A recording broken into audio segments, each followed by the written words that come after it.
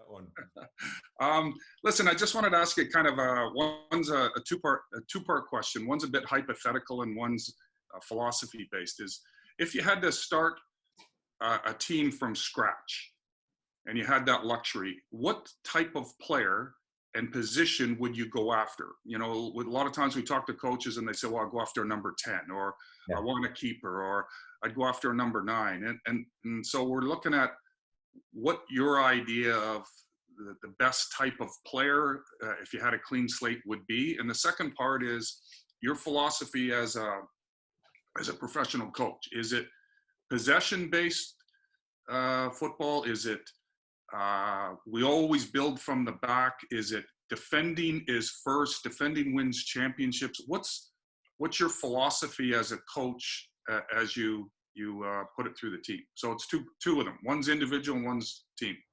It's a great question. And I think a lot of the technical directors out there, a lot of guys who are looking to build their product have to have this process in place. If they don't have that foremost in mind and a plan pre-planned before they move forward, I think they tend to fail.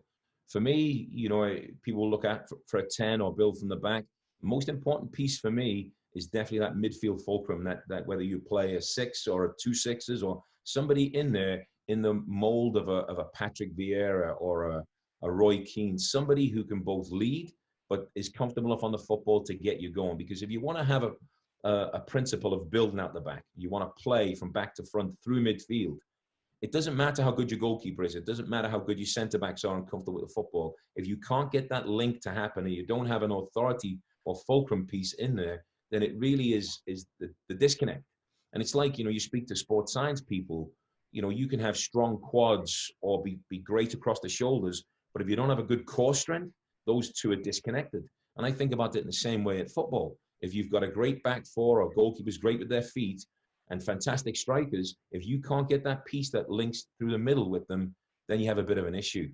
And because it's a two-way player and the game is 360 with that player, instead of a back four where the game is, you know, 180 in front of you, and if a striker is, again, 180 degrees play with the game behind him a lot of the time, having a 360-degree player who connects with every piece of your team, every part of your team, was key.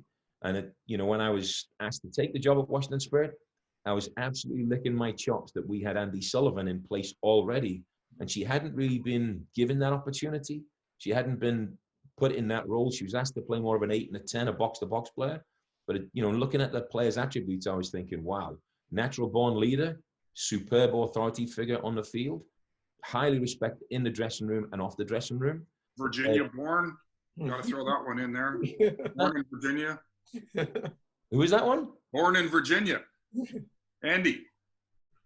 Well, she was born in Virginia. She and grew up playing with some coaches in this area who've highly influenced the game. Yeah, so yeah, some of the coaches are in the area right now. So, you know, a huge shout out to those guys, and God bless their heart for creating a player who is a fantastic player. And she is the prototypical, you know, player that we're looking at in that fulcrum role to get you going. So that for me was the first piece to get the piece. And you know, my ideas for our football club and my plan for our football club to create the style of play was certainly to build out the back. We wanted then to have a goalkeeper who was highly competent with her feet and able to play comfortably under pressure, so that when we do get pressed, we're still able to play. We're not just launching it. We want to try and play at the back at all times. And we now incorporate our goalkeeper. And we think we've got the best goalkeeper in the league right now with Aubrey Bledsoe.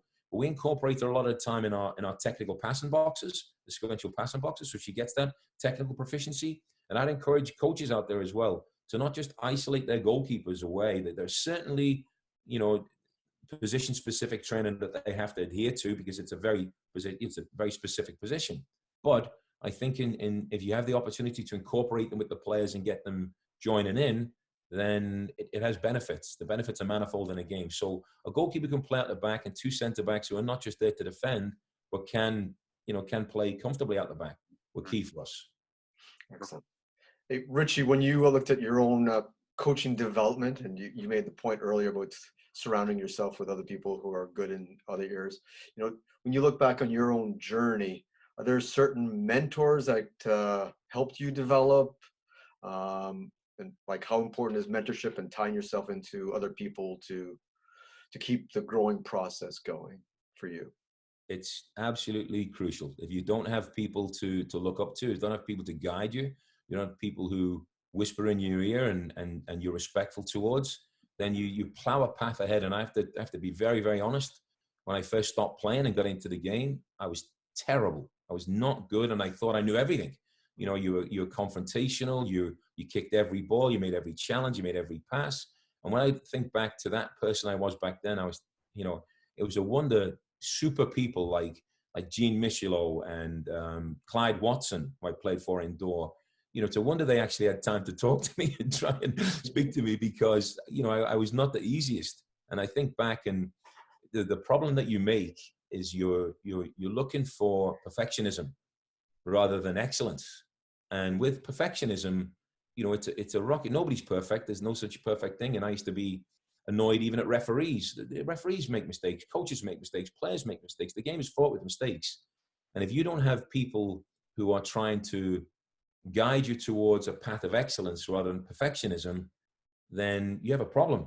You know, and I think that there were some super people who were able to give me advice. And when I look back in it, I realized how valuable that advice and that leadership was.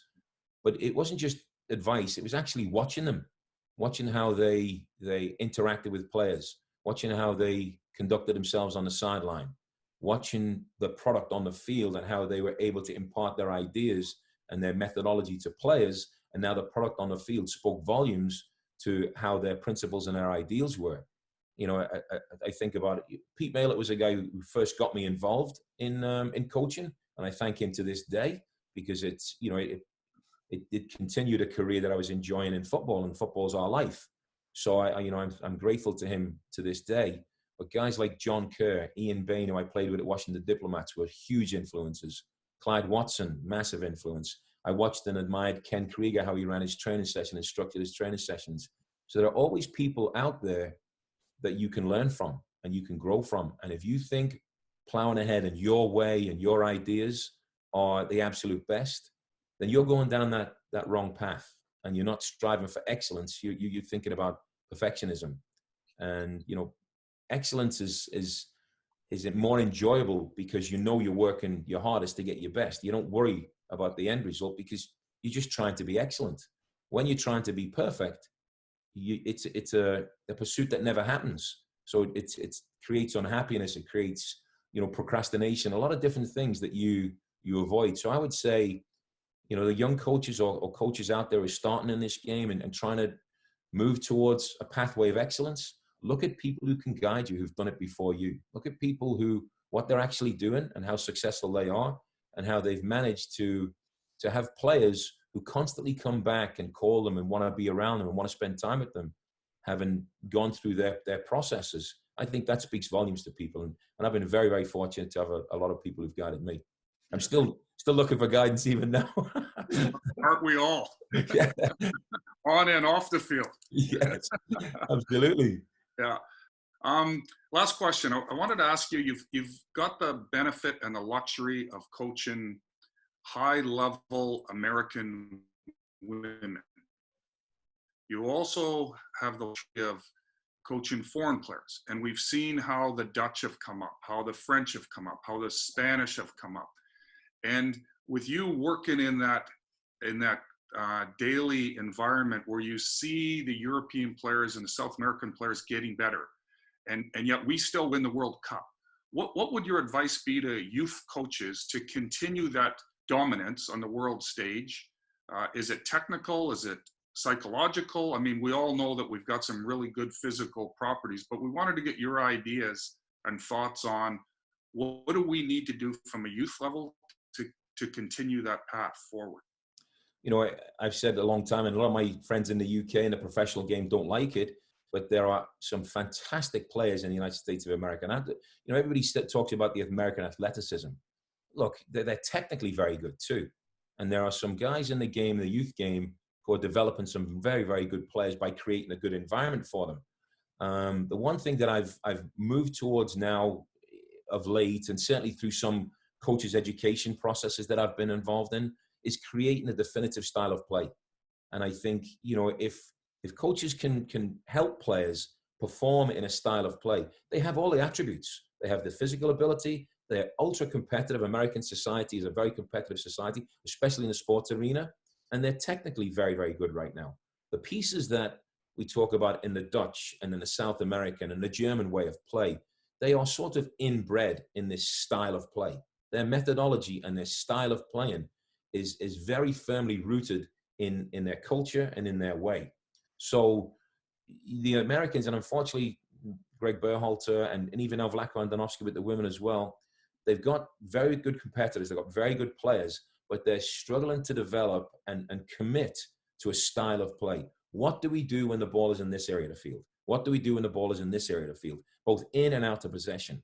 And in those transition moments where now data is showing us that that XG factor is higher in the transition moments.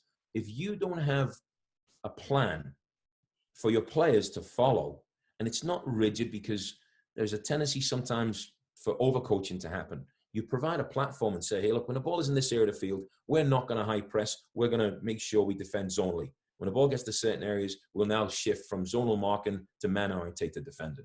But you give them a platform.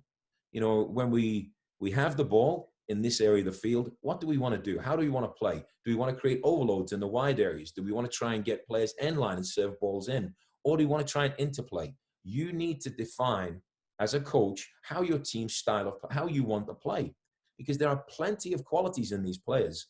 I think that in order for the US to continue to be a dominant force at the youth level and move players onto the professional level, creating this methodology, style of play, and committing to it within the youth football clubs, and not having teams going off in different directions.